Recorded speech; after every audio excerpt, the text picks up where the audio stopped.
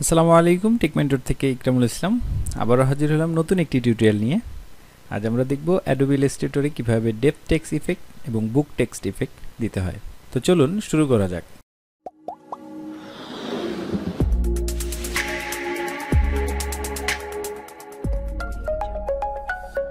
প্রথমে আমি depth text ইফেক্টটি দেখাবো। এর জন্য আমি একটি লেয়ার নিয়ে নিচ্ছি। এই লেয়ারে আমি একটি রেক্টেঙ্গেল নেব 1000 বাই 1000। এটার ফিল কালার দেব আমি ব্ল্যাক এবং স্টক কালার 0 থাকবে। এটাকে মিডল অ্যালাইন করে নেব।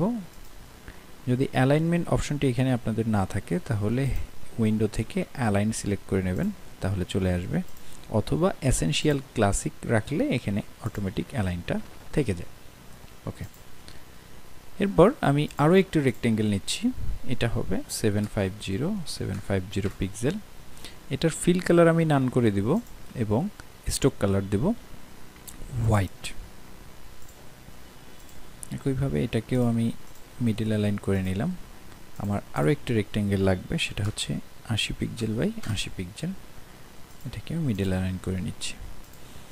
এরপর পেন টুল দিয়ে আমি 4 কর্নারকে সিলেক্ট করব।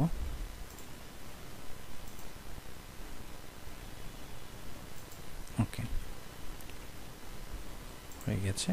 এখন এইটাকে আমি লক করে দেব, এই লেয়ারটাকে। আমি এই লেয়ারের উপরে কাজ করব। এখন আমার যেটা করতে হবে, নতুন একটি লেয়ার নেই, এর উপর আমি লিখব। কি লিখব? আমি টেক্সট কালার দিয়ে দিব হোয়াইট,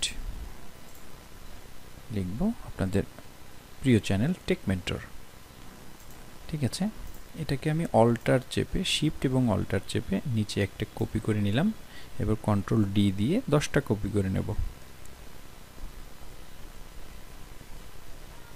ওকে, সম্পূর্ণটাকে সিলেক্ট করছি। সিলেক্ট করে অবজেক্ট থেকে এক্সপ্যান্ড।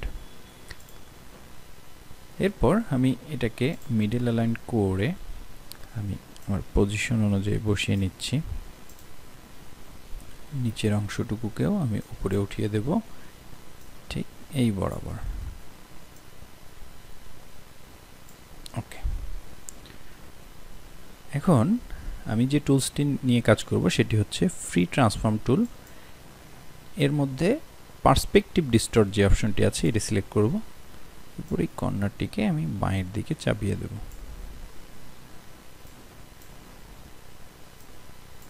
ওকে, এরপর নিচের অপশনটিও আমি দেখে চাপিয়ে নেব। আমাদের কাজ মোটামুটি হয়ে গেছে। এখন এটাকে আমাদের দিতে হবে একটি গ্রেডিয়েন্টটি দিতে হবে উপরে হোয়াইট, নিচে ব্ল্যাক। এটা বাই ডিফল্ট একটি গ্রেডিয়েন্ট থাকে আমাদের। এটাকে আমি মেজারমেন্ট করে নিচ্ছি, উপরের দিকে হোয়াইট, নিচের দিকে ব্ল্যাক।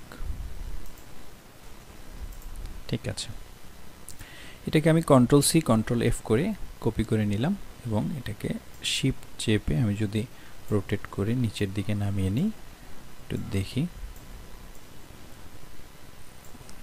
মেজারমেন্ট অনুযায়ী আমি বসাবো। এরপর আবার শিফট চেপে দুইটাকে সিলেক্ট করলাম, control C control F, shift চেপে রোটেট করে নিচ্ছি। এই হয়ে গেল আমাদের ডেপথ টেক্সট ইফেক্ট। আমাদের নিচের যে অপশনটি আছে, নিচের যে রেক্টেঙ্গেলগুলো আমি রেখেছিলাম, সেই লেয়ারটি আমি হাইড করে দেব। যদি আমি নিচেরটা হাইড করে দিই তাহলে আমি এই ইফেক্টটি পেয়ে যাব। তো এটাকে আমি সম্পূর্ণটাই গ্রুপ করে নিচ্ছি, এটা পাশে রাখছি। এটি হচ্ছে ডেপথ টেক্সট ইফেক্ট। এখন আমরা যে কাজটি করব সেটি হচ্ছে বুক টেক্সট ইফেক্ট। এটা কিভাবে করা যায়? একই সিস্টেম। আমি প্রথমে লিখে নিচ্ছি একটা টেক্সট কালারটা আমি হোয়াইট দিচ্ছি। এটাকে এক্সপ্যান্ড করে নেব, এক্সপ্যান্ড। এরপর এটার আমি একইভাবে গ্রেডিয়েন্ট দিয়ে নিব। গ্রেডিয়েন্টটা উপরে হোয়াইট, নিচে ব্ল্যাক। মোটামুটি এই গ্রেডিয়েন্টটা হলে আমাদের হয়ে যাবে। একই সিস্টেম আমরা আবার ফ্রি ট্রান্সফর্ম টুল থেকে এই টুলটা সিলেক্ট করে নিব। এরপর সামান্য একটু বাড়িয়ে দেব। এরপর কন্ট্রোল অল্টার শিফট চেপে এটাকে একটা কপি করে জাস্ট একটু উপরে নিয়ে যাব। এরপর কন্ট্রোল ডি। 5টা হয়ে গেলে হবে আশা করি। এটাকে একটু নিচে নামিয়ে নিচ্ছি, তাহলে আমাদের দেখতে সুবিধা হবে। এখন এটাকে সবার নিচে,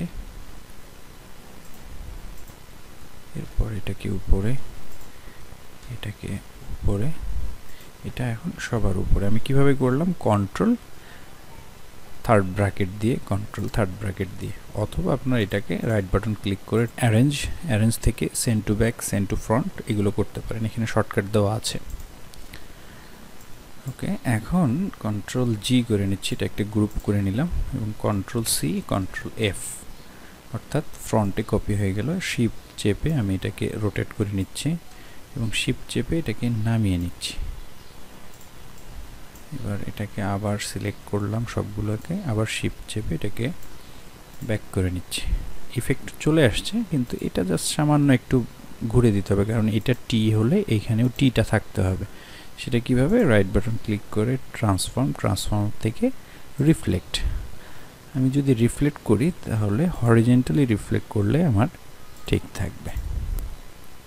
হয়ে গেল আমাদের বুক টেক্সট ইফেক্ট। আমি কন্ট্রোল জি করে সেভ করে নিচ্ছি। খুব ইজিলি এই কাজগুলো করা যায় যদি একটু আপনারা প্র্যাকটিস করেন। আশা করি টিউটোরিয়ালটি আপনাদের ভালো লেগেছে।